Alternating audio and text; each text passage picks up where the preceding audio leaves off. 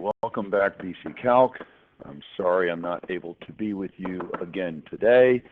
This is our second lecture on motion. And for today's lecture, we are actually going to be talking about motion in the plane. Okay. I'll have a handout for you for motion in the plane facts, similar to the one you have for rectilinear motion facts. But let me start by just, suppose we had an x position where the x position was 3 plus the sine of t. And we saw this in the first lecture. If we had our calculator and we put it in parametric mode, yes, you should be doing this with me, and you put x is equal to 3 plus the sine of t, type it in just like that. We noted that this is motion along the x-axis, and let's put y as 0, so we are on the x-axis. And then if you just hit zoom 6 or graph, you see nothing, right, because we're moving on the x-axis. The note we did last go-round was if we put the moving football in, you can actually see, there we are, we can see the football move along the x-axis. The default t's run from 0 to 2 pi. If we bump this up to 20 pi, right, and then you hit graph, you can actually see the motion on the x-axis. This is called simple harmonic motion, nothing that you're going to be tested on. Okay, but now let's suppose at the same time we had a y that was changing. So y was not 0, but let's suppose y was negative 5 e to the negative 0.2 t plus 5t, and let's start, I don't know, how about with negative 8, okay? So now I'm going to go back to my parametric mode on the calculator, and I'm going to change the y position to be negative 5 e, and again, this should look familiar because we had the same function in the first video, negative 0.2 t plus 5t, and for this particular one, I've decided to use negative 8. Let's see, do I want that? How about t is 0? Let's do negative 3 instead. Can we change that just to negative 3? Because I want to be able to see it on my graph here. So negative 3. Okay. Now again, I still have the moving football, and I still have the sinusoidal motion in the x-axis, but now in the y direction, things are changing. Here's the graph. So it looks like the football just goes tootling way up very, very quickly, which isn't to be surprising because we've got this y position. Note that this particular term, as t gets larger and larger and larger, that if t is equal to 1, this is 5. If t is equal to 2, this would be 10. Right, then we have this exponential component. In fact, we can even hit the trace button on here, and put t is equal to 1, and you'll see the position. You can imagine what that would be. What is our position? Let's go over here. Position at t is equal to 1. Well, the x position is given by x of 1, which is 3 plus the sine of 1. I'm not sure what the sine of 1 radian is. Our calculator would give us a good approximation. And y of 1 would be negative 5 e to the negative 0.2 plus 5 minus 3. And if you actually looked at those two approximations, you would get this point in the xy plane. Likewise, we could put t is equal to 2 in there, and we get another point that you could calculate if you like. T is equal to 3. We're probably already outside of our standard window. T is equal to 3. Yeah, we're barely in there. Okay, so we have this motion in the plane. What we want to do is we want to analyze motion in the plane, not motion along the line. And instead of just making up a problem like this, it might be useful if we look at some of the problems that are released.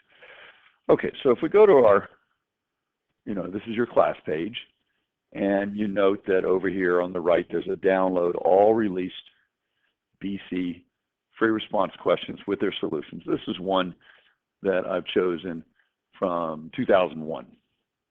And we're going to be looking at this particular problem and try to analyze things. So we have the x dt is given as the cosine of t cubed. Let me write that on a smart page here. Dx dt cosine of t cubed, and dy dt is given as the sine of t squared. Okay, sine of t squared. Obviously, both of these are velocity components. We're given one other fact. If you look at the prompt, it says this is only valid for the first 3 t values. So t is running from 0 to 3. And at t is equal to 2, the object is at position 4, 5. So let's make note of both of those things. T between 0 and 3. And at t is equal to 2, the position is given as the ordered pair 4, 5. Now let me write it slightly different so that we can sort of align this with what we know about rectilinear motion. At t is equal to 2, the x position is 4. And at t is equal to 2, the y position is 5. So these two position facts are consistent with this fact the way they gave it to us. Okay, so now why do I want to write it as x of 2 is 4? Well, hopefully it's pretty clear what you're going to be doing here. Look at the part D of this problem. Find the position at t is equal to 3. And from what you know already, this in fact is the easiest part of this particular free response problem. Find the position at t is equal to 3. They need to know, find x at t is equal to 3, find y at t is equal to 3, and those two together will give you a position, an xy position in the xy plane, an ordered pair, x of 3, comma, y of 3. Okay, so if you sort of look at this as two problems in rectilinear motion, both of them are rather trite, and they can be done on the calculator immediately. So let's do the x part first. And again, this will be a little deja vu from the first video lecture. We have a velocity equation here. This is the rate of change. We have an initial position, x of 2 is 4, and we're trying to find x of 3. This is what we need. So let's put those new screen here. Our fundamental theorem of calculus again, if we integrate from a to b, any derivative, we get f of b less f of a, or if we're thinking in terms of motion, the initial position plus the integral of the rate of change, right, x prime of t dt, will give us our final position, x of b. So for this problem, we're given x of 2. We're going to integrate from 2 to 3 x prime, and that will give us x of 3. So we just plug in the stuff that we know. Again, x of 2 was given as 4. Right, so this value is 4. This integral is going to be ugly enough. In fact, I don't know that we can do it by hand. So I don't know how to integrate the cosine of t cubed dt. But our calculator gives us a nice numerical approximation. That will give us x of 3. So let's do that together. Take out your calculator. We already have in here the x prime. Oops, no we don't. That was that other stuff we were doing. Let's throw in our velocity equation, which was the cosine of t cubed. Cosine of t cubed. And the velocity equation for the y was the sine of t squared, right, like that. So x1, these are now velocity equations. It's effectively this right here, velocity. Okay, so let's go ahead and find x of 3. We'll start with our x of 2 position. We add to that the integral, math 9. Right? We are integrating the velocity function, which I actually have in here in parametric mode as x sub 1 of t. My variable is t, and I'm going from 2 to 3. Okay? So assuming I dumped in all the numbers right, I get 3.954. So x of 3 is approximately 3.954, rounding to the nearest thousandth, right? We'll do the same thing with the y function. Again, treating this as rectilinear motion in the y direction. So now we have the dy dt as the sine of t squared. So here we are. We've got y of 3 plus the integral from 2 to 3 of y prime of t dt will give us y of, this will be y of 3, and this is y of 2. This is the initial y position, y of 2. We integrate from 2 to 3, and we get y of 3. Okay, so plugging this information in, y of 2 was 5, right? Here in the computer lab. Y of 2 is 5. So let's see. I have it here somewhere. There we go. Okay. So 5 plus this integral from 2 to 3 of y prime of t dt. That was our. Now, if you don't want to use the y1 of t, you can actually type in the sine of t squared. That's perfectly acceptable. And that will give us y of 3. So let's go ahead and do that on the calculator. 5 plus math 9. Here, instead of calling up y1 of t, I'll just go ahead and type in the sine of t squared. Now, in fact, I could use anything. I'm feeling very happy today, so I'm going to put h squared. Right? H for happy.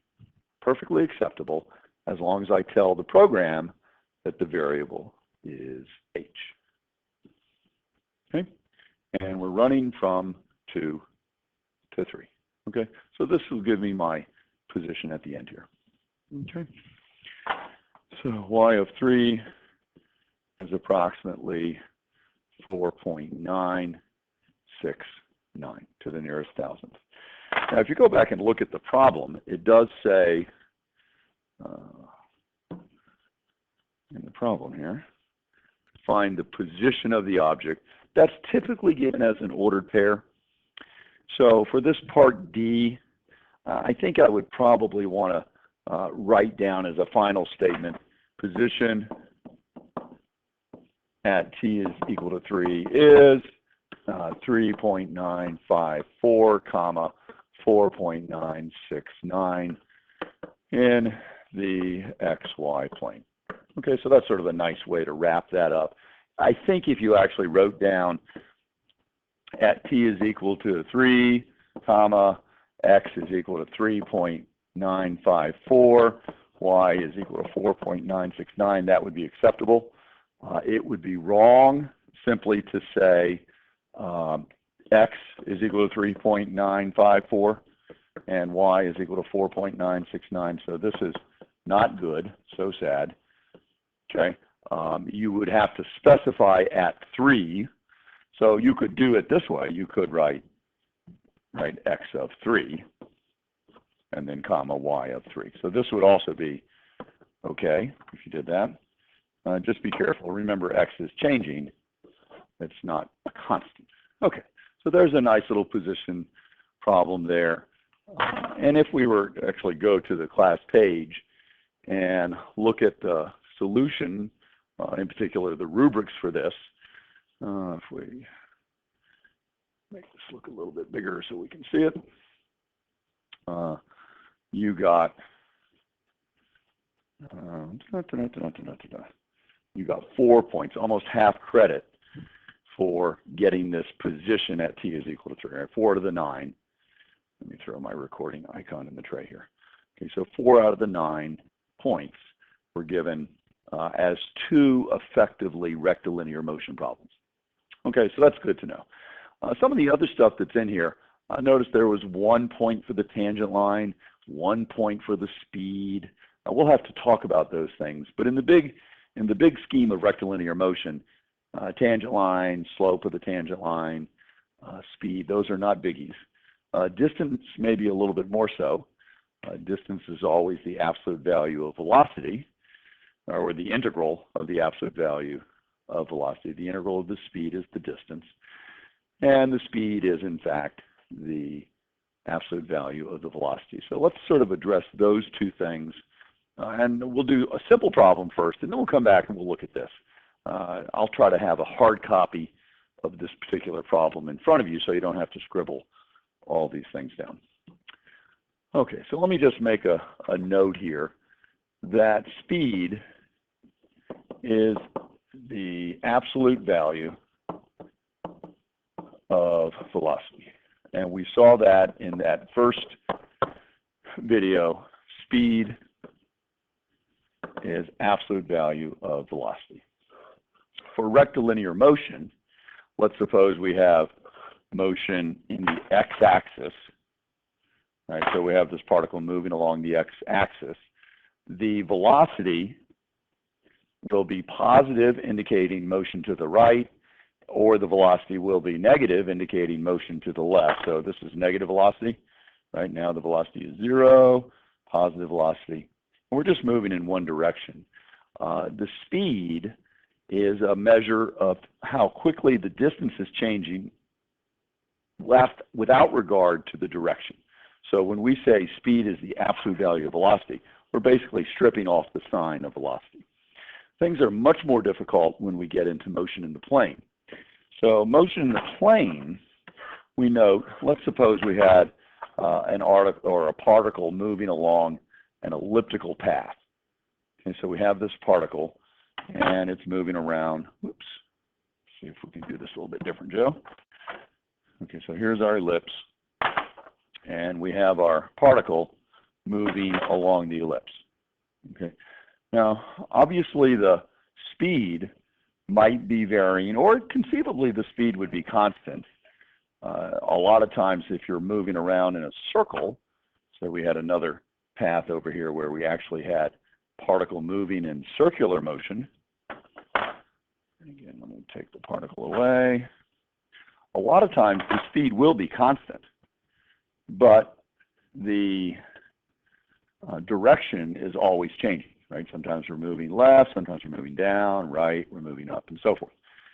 So we're going to have to define what we mean by, first of all, the direction of motion, the velocity.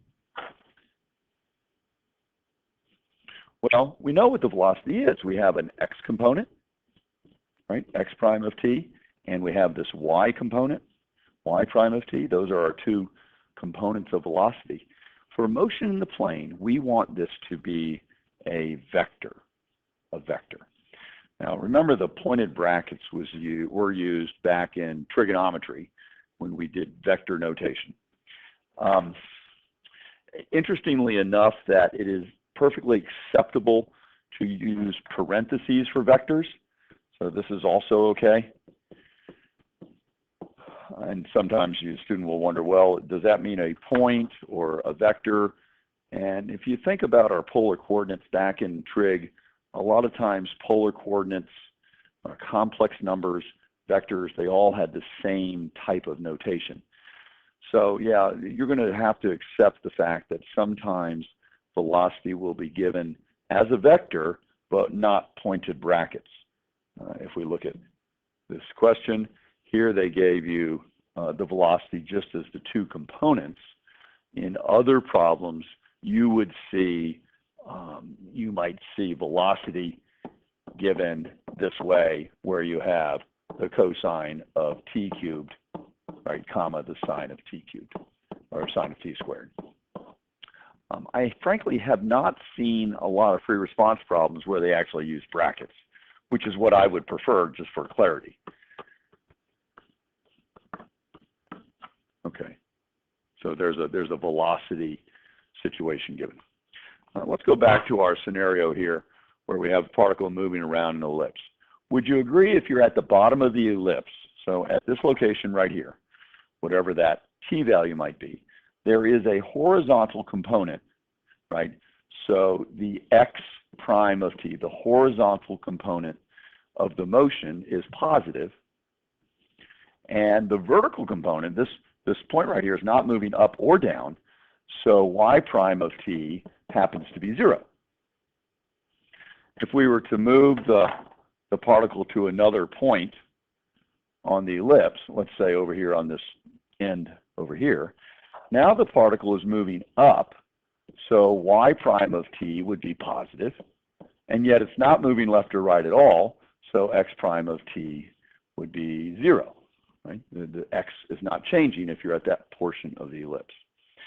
Now, if you're at some intermediate portion of the ellipse, don't want to do that, Joe. Let me just put my dot right here. Okay. So if you're at this location and you think you're moving this way, right, it's pretty clear that the x value is decreasing. So the x component of velocity would be negative. Think moving left on the x-axis. But the y component is increasing. So y prime of t is positive. Now, this looks rather confusing. So what we're going to just note is that velocity is a vector. Think back to pre-calculus again. This vector idea, directed line segment, has an x component and a y component. X component and y component. So let's look at this problem one more time. Find the speed of the object at t is equal to 2. Well, to do that, we first have to know the velocity of the object at t is equal to 2, and then we're going to take the absolute value. Okay, velocity of the object at t is equal to 2. Let's see. We know that x prime of t was given as cosine of t cubed, and we know y prime of t was given as the sine of t squared. And our task is to find first the velocity at t is equal to 2, and then the speed. Okay, and again, I am going to tell you that speed is the absolute value of velocity.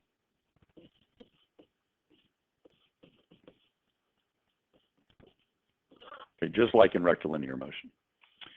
Okay, velocity at t is equal to 2 is going to be written as now a vector.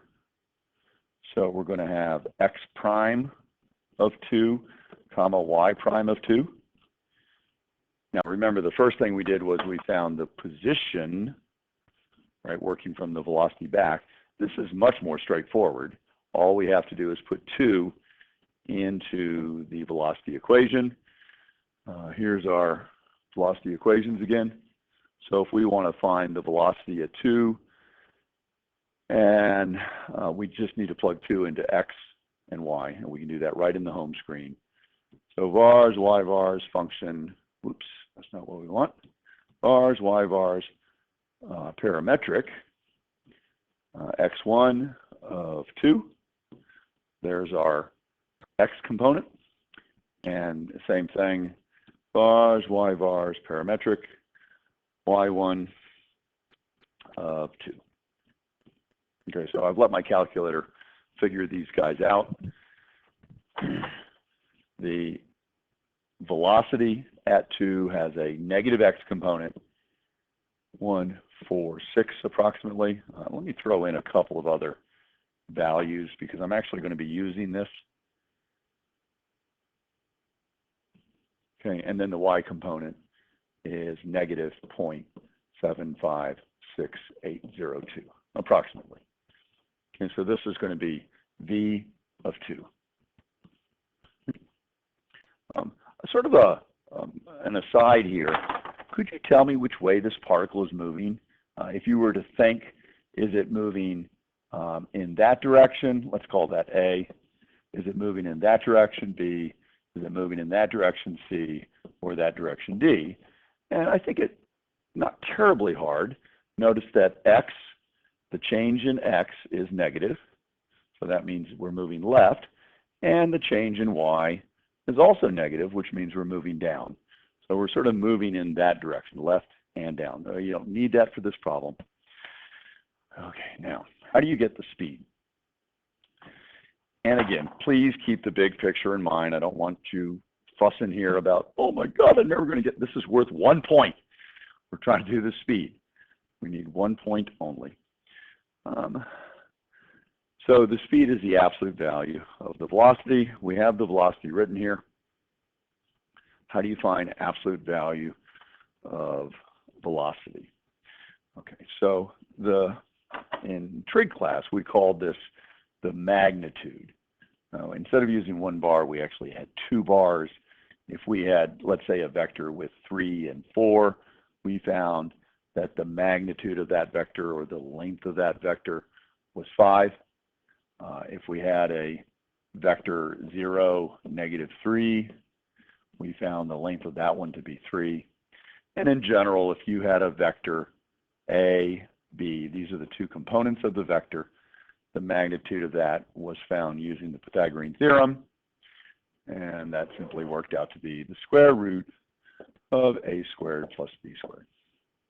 If you want to think geometrically, this particular vector that we've got here, it has a negative x component, so we're going left a little bit, negative 0.14550, and it's got a larger negative y component, so negative 0.756802. So our vector is sort of heading in this direction. I've broken down the blue vector into its 2 orthogonal components, right?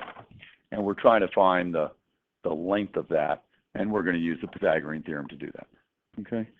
So we just have to take that number, square it, take that number, square it, add them up, take the square root. If you look at the rubric on how they allocated their 1 point, you don't have to do these decimal numbers. We can do this by simply using the exact value, the cosine and sine of 8 and 4. But since we've already done this, let's go ahead and square these guys up and take the square root. So here's our speed.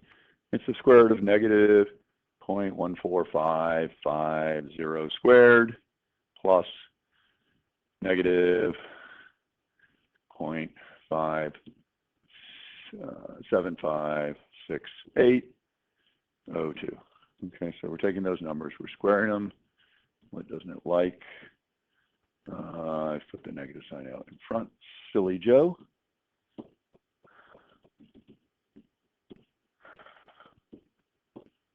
Okay, so we're squaring that number, and we're squaring this number.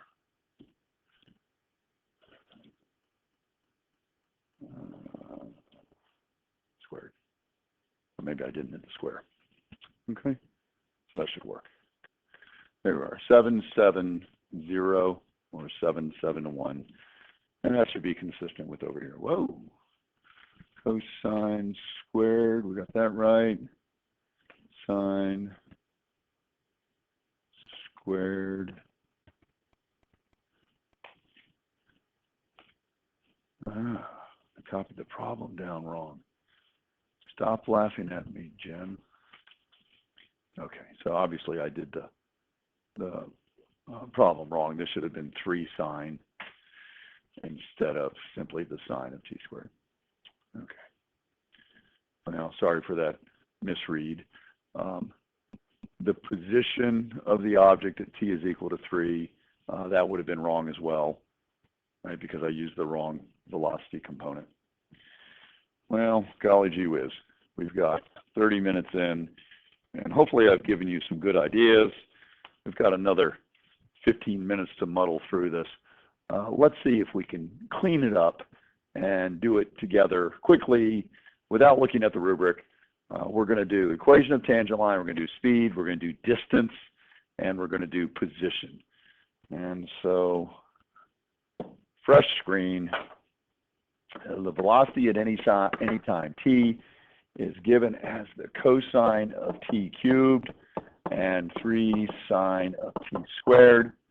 And we are told that the position at t is equal to 2 is the x is 4, 4, 5. Okay, so there's our facts that are given. This is only valid for the first 3 time intervals. Okay, first step, equation of line tangent to the curve. Equation of a tangent line, you would always start y minus y1, m times x minus x1. We're given the x value, we're given the y value, we just have to calculate the slope. So y minus 5, x minus 4. To calculate the slope of a line, slope is always change in y, change in x. Think derivatives dy dx. Now think back to our section on parametric functions way back in the early part of the course. We noted that dy dx was simply dy dt divided by dx dt. Okay, and we want the slope, and we want this at t is equal to 2. Right? So we're going to have to go and figure out dy dt evaluated at 2. So let's do it this way. M at t is equal to 2 is going to be dy dt evaluated at 2 divided by dx dt evaluated at 2. Okay? And we can do that quickly on our calculator. Again, we have now the correct functions in. Insert a 3. And these are the correct velocity functions. So vars, y vars, parametric, x sub 1 of 2. Right? So that's the x number. And y sub 1 vars, y vars, parametric, y sub 1 of 2. Okay. When you get these two, just be very careful that, remember, it's rise over run. So we do the negative 0.22704 divided by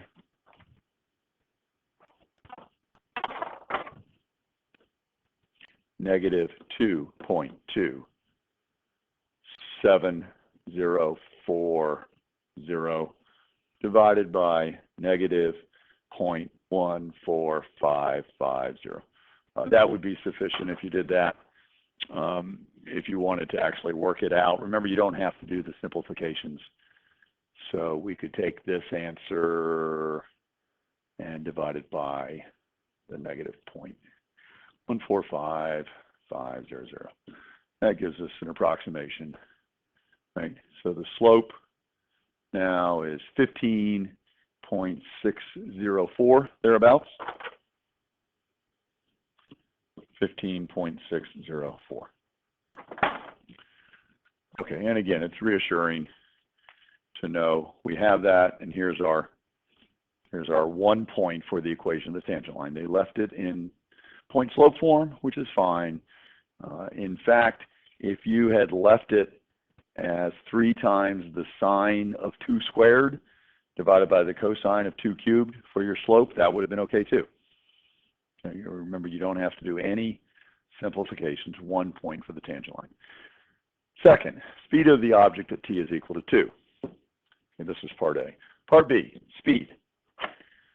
Speed at t is equal to 2.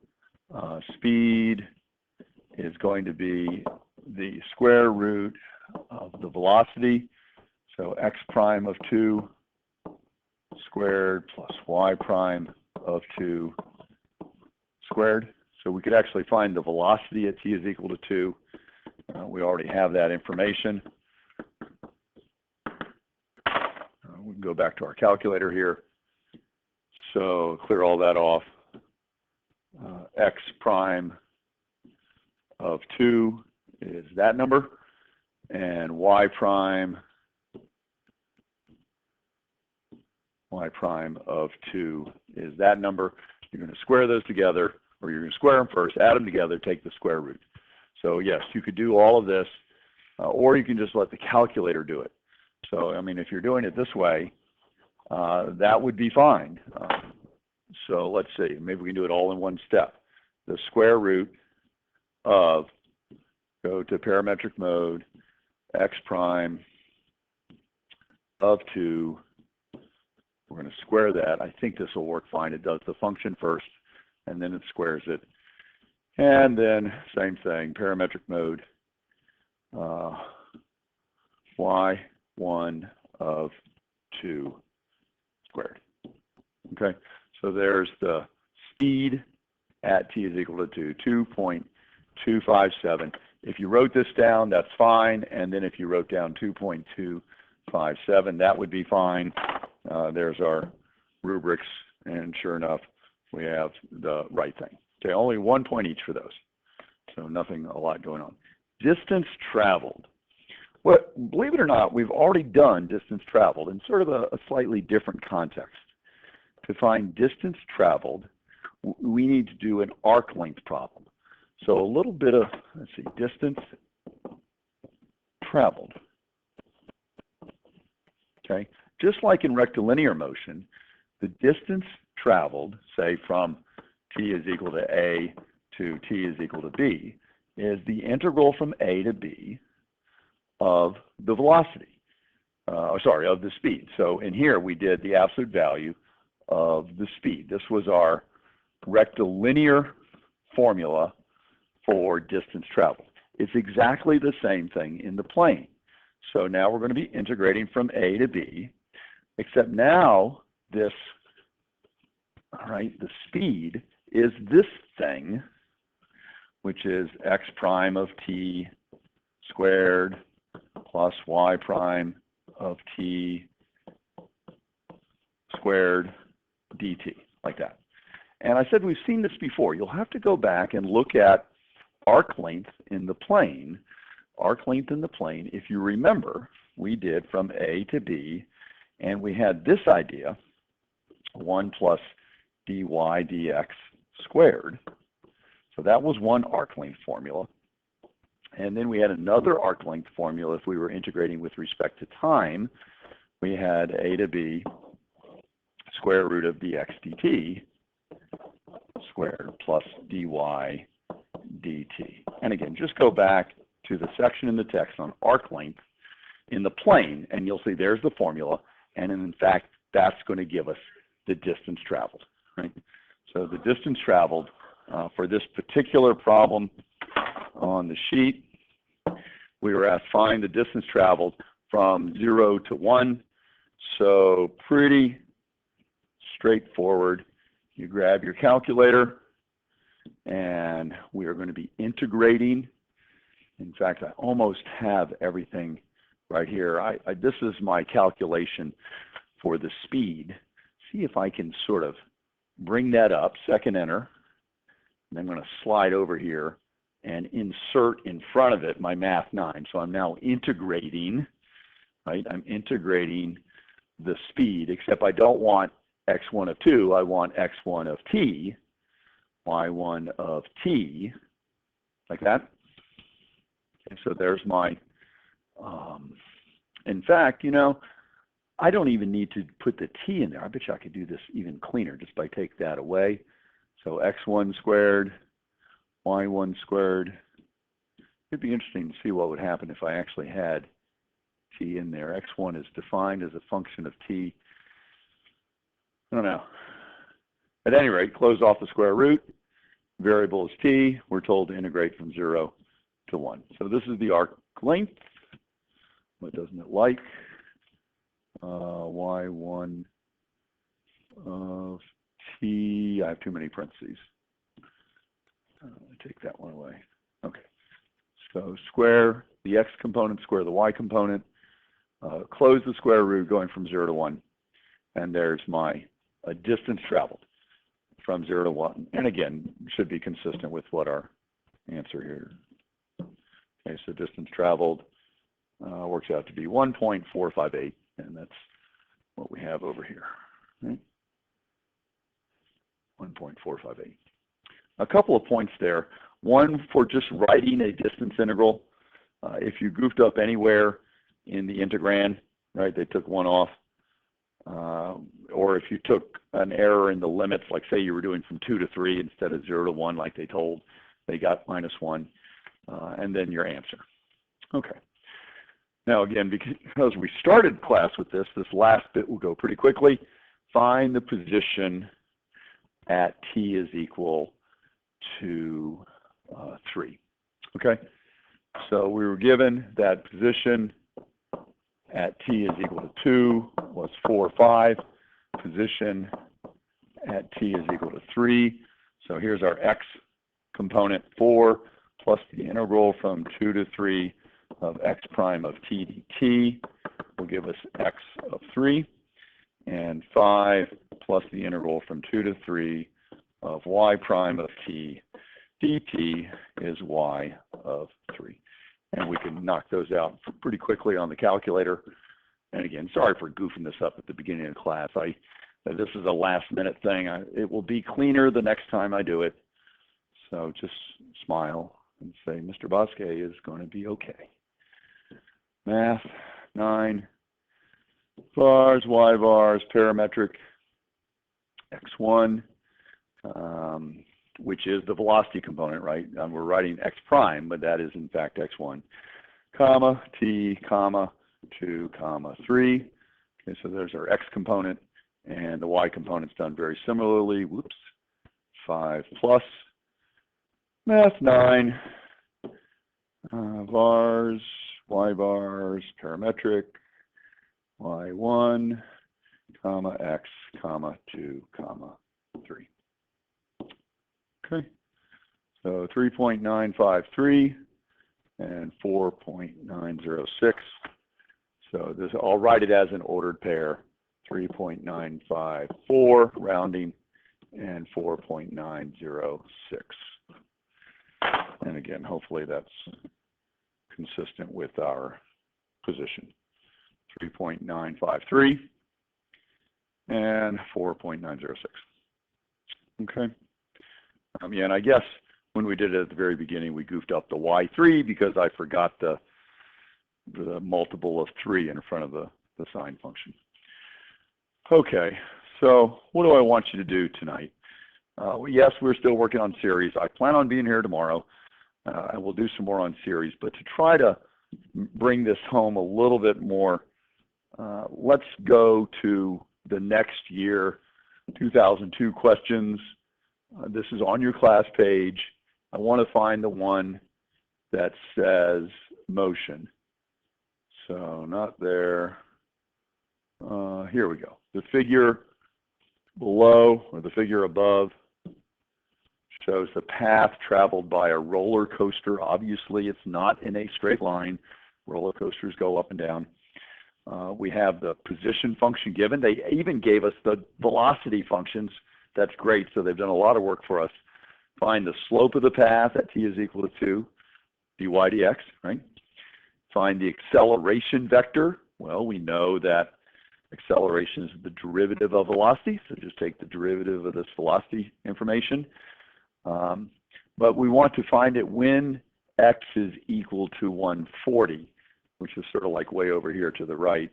You'll have to figure out what t is. Find the time when the car is at its maximum height. That's a max-min problem. And then there are 2 times when the car hits the ground. Try to figure out those times. That would be when y is equal to 0. So not terribly hard. You have a calculator. You should be able to solve this y of t function. Just set it equal to 0 and find the 2 times. Okay? 2 times, and then write an expression for average speed. Average speed is just change in distance divided by change in time. Okay? Do not evaluate it. At any rate, play with that one tonight. We'll the answers are in your class page, right? So they have questions and solutions. And I will see you on Tuesday. Bye bye.